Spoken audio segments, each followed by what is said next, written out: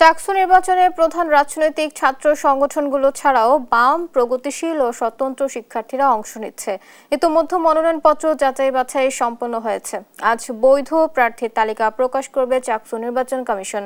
এ নিয়ে আরো জানাতে সরাসরি যুক্ত হচ্ছেন সহকর্মী আজিজা হক পায়েল।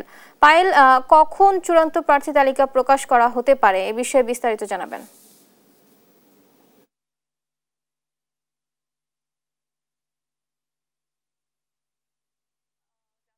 করে ঘোষণা করবেন প্রার্থীর চূড়ান্ত তালিকা প্রকাশ হবে কিন্তু 25 সেপ্টেম্বর। সেই বলা যায় যে এখনো পর্যন্ত এই যাচাই বাছাই কার্যক্রম চলছে। এখনো পর্যন্ত প্রার্থীতা ঘোষণা করা হচ্ছে না, কিছুক্ষণ পরেই প্রার্থী ঘোষণা করা হবে। তবে এখানে বিভিন্ন প্রার্থীরা অপেক্ষা করছেন, আমরা একটু তাদের সাথে কথা বলবো। এখানে যে ছাত্র শিবিরের যে সম্প্রীতির শিক্ষার্থী জোট প্যানেল থেকে দাঁড়িয়েছেন, ওনার সাথে একটু কথা বলবো। কেমন লাগছে? কিছুক্ষণ পরেই কিন্তু প্রার্থীতা ঘোষণা করবেন, অনুভূতিটা একটু জানাবেন। মোটামুটি 3 যুগের একটা খরার পরে আজকে যে দিনটার সাক্ষী হতে পারছি, এটা একটা আনন্দের জায়গা আমাদের জন্য। শিক্ষার্থীদের মধ্যে আসলে উত্তেজনা বাড়ছে, সবাই ভোট চাইতে আসছে, আমরা ভোট চাইতে যাচ্ছি। একই সাথে ক্যাম্পাসের সবাই আসলে পুরোপুরি চাকসু কেন্দ্রিক, চাকসুর দিকে আসলে সবার চোখ। তো সেই জায়গা থেকে খুবই ভালো লাগার একটা জায়গা, এবং একই সাথে শিক্ষার্থীদের প্রাণের দাবি যেটা ছিল সেটা পূরণ হচ্ছে, তো খুবই ভালো লাগছে।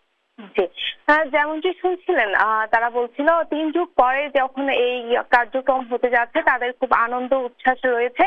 কিছুক্ষণ পরেই কিন্তু এই চূড়ান্ত প্রার্থী ঘোষণা করা হবে। তার জন্য সকলেই অপেক্ষা করছেন।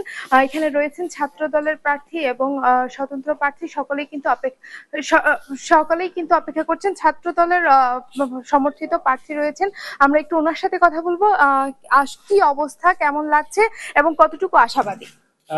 আমরা প্রথমে বলতে চাই যে আমরা দীর্ঘদিন পরে চাকসু নির্বাচন অনুষ্ঠিত হচ্ছে এবং এটাতে আমরা খুবই খুশি, এবং ক্যাম্পাসে সকল শিক্ষার্থীদের মধ্যে একটি উৎসব মুখর পরিবেশ বিরাজ করছে।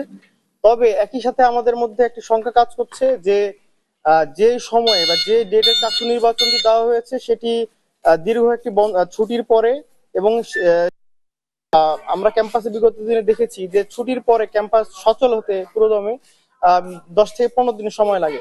তো আমাদের যে হিন্দু ধর্মাবলম্বী ভাই বোনেরা যারা ছুটিতে বাসায় যাবে, কিংবা বিভিন্ন ডিপার্টমেন্টের যারা ছুটিতে বাসায় যাবে, তারা যথাসময়ে ক্যাম্পাসে আসতে।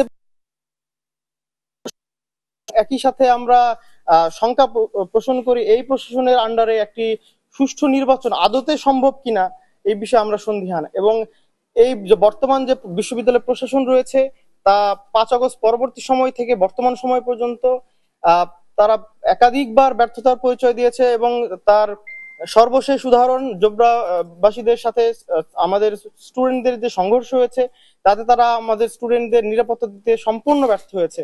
এখন চাকসুকে কেন্দ্র করে যদি কোনো অনাকাঙ্ক্ষিত ঘটনা ঘটে, সেই ক্ষেত্রে এই বিশ্ববিদ্যালয় প্রশাসন কিংবা প্রক্টরিয়াল বডি তারা কি আমাদের নিরাপত্তা দিতে পারবে কিনা, বা সেই অনাকাঙ্ক্ষিত পরিস্থিতি তারা কন্ট্রোলে আনতে পারবে কিনা, এই বিষয়ে আমরা সন্দিহান। এবং একই সাথে বর্তমানে যে প্রক্টর রয়েছে, সেই প্রক্টর একটি নির্দিষ্ট দলকে তিনি হচ্ছে প্রচার প্রসারে ব্যর্থ।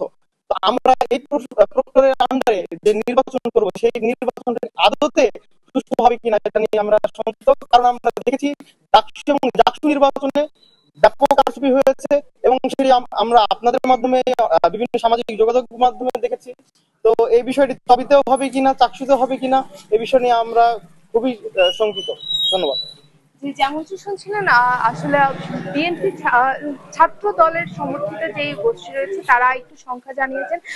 দীর্ঘ ছুটির পর আসলে যে নির্বাচন হতে যাচ্ছে এটি নিয়ে তাদের মনের মধ্যে অনেক সংখ্যা রয়েছে। সেই সাথে ডাকসু এবং জাকসু ঘিরে যে ঘটনা, যে চিত্র তারা দেখেছেন, তা নিয়ে তারা একটু হীনমন্যতায় ভুগছেন, এবং তারা এটার প্রক্টরের উপরে একটা তারা দাবি জানাচ্ছেন। একটি দলকে তারা যদি গোষ্ঠীকে যদি তারা সমর্থন করে, সেই ক্ষেত্রে একটু ভিন্ন রকম কিছু হতে যাচ্ছে চাকসুতে, এমনটাই তারা জানিয়েছেন। এই ছিল চট্টগ্রাম বিশ্ববিদ্যালয়ের চাকসু নির্বাচন ঘিরে সর্বশেষ পরিস্থিতি।